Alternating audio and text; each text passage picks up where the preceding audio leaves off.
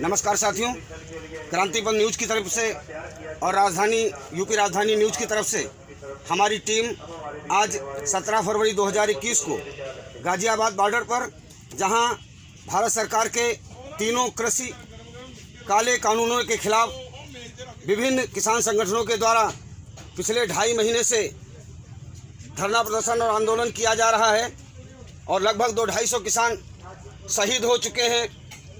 ये जो गाजियाबाद बॉर्डर पे जो आंदोलन चल रहा है, उसे के संचालन समिति के एक सदस्य आदरणीय कामरेड धर्मपाल जी यहाँ पर मौजूद हैं और हम उनसे बात करेंगे। कामरेड धर्मपाल जी, ये जो आज कानूनों की समस्या है, आज किसानों की समस्या है, मजदूरों की समस्या है, जो समस्याएं हैं या समस्याएं जो चली आ रही हैं, जो समस्याएं भविष्य में आने वाली हैं, इन सब का कारण क्या है और समस्याएं क्यों आती हैं और इनको कैसे हल किया जा सकता है, इनका निवारण कैसे किया जा सकता है? धर्मपाल जी। देखिए साथियों, आपने जो सवाल किया है ये बहुत विस्तृत सवाल है जी, लेकिन मैं चूँकि आंदोलन में शुरू से हूँ और मैं ये देख रहा हूँ कि लोगों के अंदर क्या क्या रुझान दिखाई देते हैं। 3 कानूनों पे 2.5 महीने से यहाँ किसान डटे हुए हैं और दिल्ली को 5 जगह से घेर रखा है। टिकरी बॉर्डर घेर रखा है, सिंधु बॉर्डर घेर रखा है, गाजीपुर बॉर्डर घेर रखा है, पलवल बॉर्डर घेर रखा है और चिल्ला बॉर्डर घेर रखा है। इसके अलावा भी देश के अंदर आंदोलन के समर्थन में 3 कानूनों का रद्द करने के लिए, MSP का कानून बनाने के लिए पूरे देश के अंदर विभिन्न कार्यक्रम हो रहे हैं और देश का बड़ा हिस्सा जो है इसमें शामिल है। लेकिन मैं देखता हूँ कि लोग ज़्यादातर इन कानूनों के लिए भाजपा को दोषी ठहराते हैं और लोग ये भी कहते हैं कि अगर ये कानूनों को वापस नहीं लिया तो इसको 2024 में, हमने 2014 में इसे सत्ता सौंपी थी और 2024 में इसे दूर जाना। लेकिन हमारा मानना यह है कि ये जो चुनाव नीति है ये ही गैर जनवादी।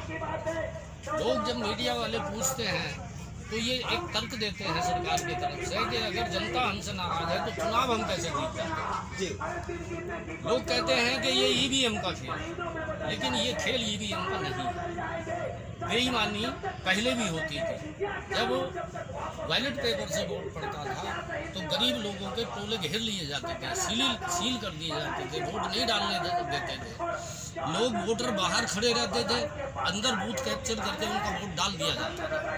बेईमानी पहले भी होती थी, बेईमानी अब भी होती है। ये जो चुनाव नीति है ये एकदम गैर जनवादी नीति है।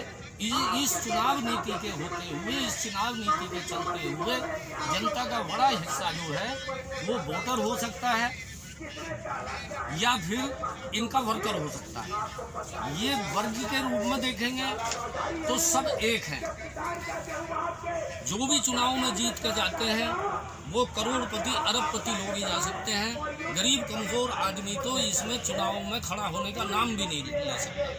सबसे बड़ी कमजोरी इस चुनाव की यह है कि इसमें वोट की परसेंटेज पर रिजल्ट नहीं होते हैं, बल्कि ज़्यादा और कम के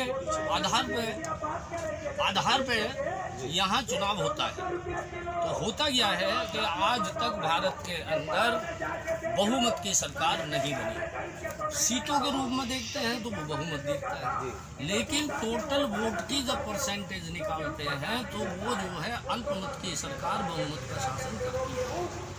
यानी 100 में 30 वोट पाने वाला आदमी भी चुनाव में जीत जाता है और 25 वोट, 18 वोट, 17 वोट, 7 वोट में जो 70% वोट है वो बढ़ जाता है और 30% वोट पाके आदमी कहता है कि मैं जीत गया। यानी आपके कहने का मतलब हुआ कि 100 में जिसको 30 लोगों ने पसंद किया वो चुनाव जीता नहीं, बल्कि वो निश्चित रूप से चुनाव हारा है। ये चुनाव की पद्धति ही जनवाद के खिलाफ है, जनवादी पद्धति में ये नहीं होता। हाँ, बिल्कुल ठीक समझा आपने, बिल्कुल ठीक कहा आपने। लेकिन ये जो परसेंटेज बता रहे हो, पिछला जो 2014 का चुनाव था जिसमें भाजपा बड़े बहुमत के साथ जीती, उसका अगर वोट परसेंटेज हम निकालें तो 69% वोट कुल पड़ा पूरे देश के अंदर। उसमें से 31% वोट इसको मिला।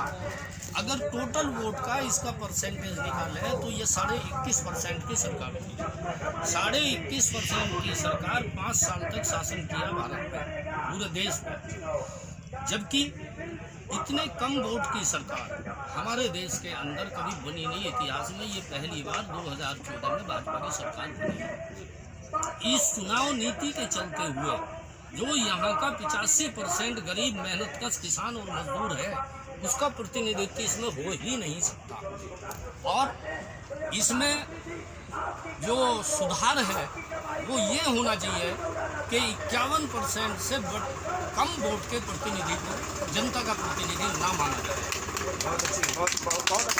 बहुत अच्छा सुझाव है कि आधे से अधिक वोट पाने वाला, यानी जो वोटर है, मतलब पढ़ने का सवाल नहीं है। वोटर जो टोटल वोटर है, अगर मान लीजिए किसी गांव सभा में 500 वोट हैं तो कम से कम 251 वोट पाने वाला आदमी ही गांव का प्रधान होना चाहिए। गांव का प्रधान होना चाहिए जी। जो इसमें बहुत कम वोट लेकर भी प्रत्याशी बन जाता है, वो फूला नहीं समझता, वो मनमानी करता है, जबकि वो भूल जाता है कि मैं जो हूँ बहुत कम वोटों का प्रतिनिधि हूँ। मुद्दे पर आते हैं धर्मपाल जी। ये जो सिस्टम है, ये सिस्टम फेलियर सिस्टम है, जनवाद के खिलाफ सिस्टम है। इसका हल क्या है और इससे कैसे निपटा जाएगा? आपकी क्या कार्य योजना है? हाँ, इसमें हमारी कार्य योजना ये है कि जनता को ये मांग करनी पड़ेगी कि भाई पहली बात तो 51% से कम के वोट को प्रतिनिधि ना माना जाए, चुनाव नीति की ये धारा होनी चाहिए। दूसरी बात यह है कि एक दल को पूरे देश के अंदर वोट मिलता है, कुछ ना कुछ वोट मिलता है, तो उसको उस वोटों के आधार पे उसको संसद और विधानसभा में अपने प्रतिनिधि भेजने का अधिकार मिलना चाहिए। तभी जो है इस समस्या का समाधान होगा।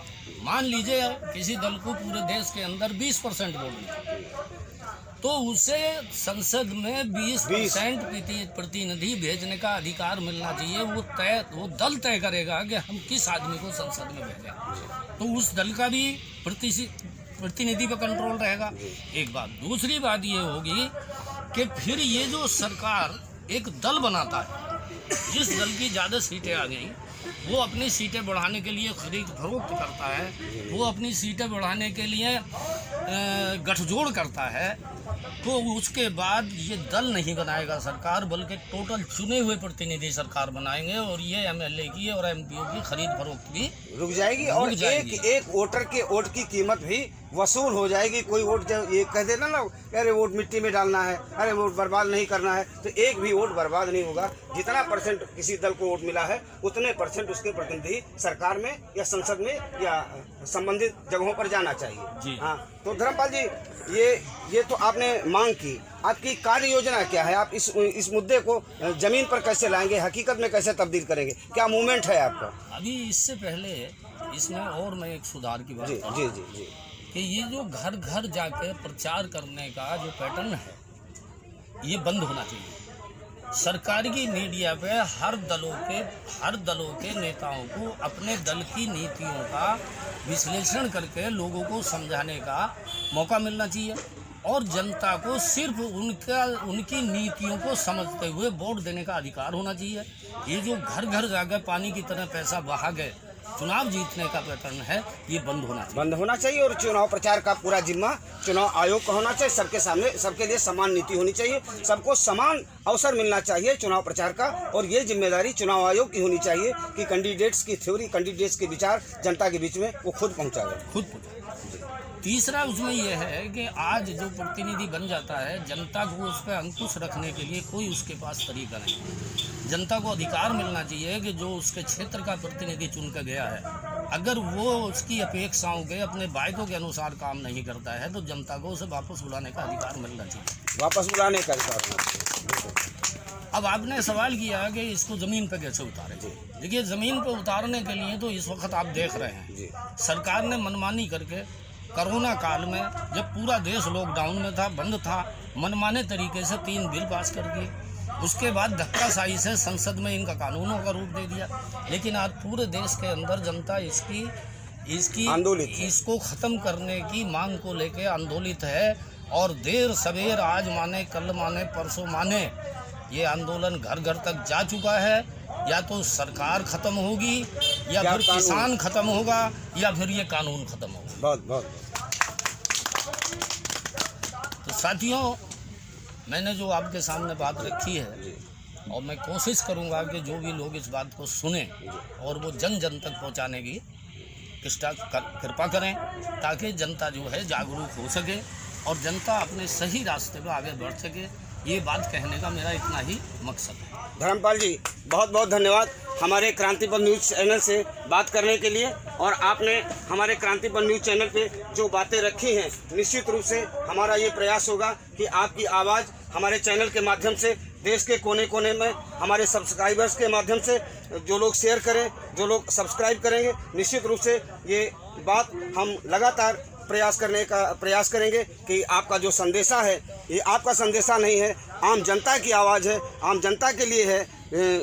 और जो जनवादी विचार है, इसको जनता तक ले जाएंगे। और आपको हम लाल सलाम कहते हैं अपने चैनल की तरफ से कि आपने हमारे चैनल से बात की। लाल सलाम धर्मपाल जी।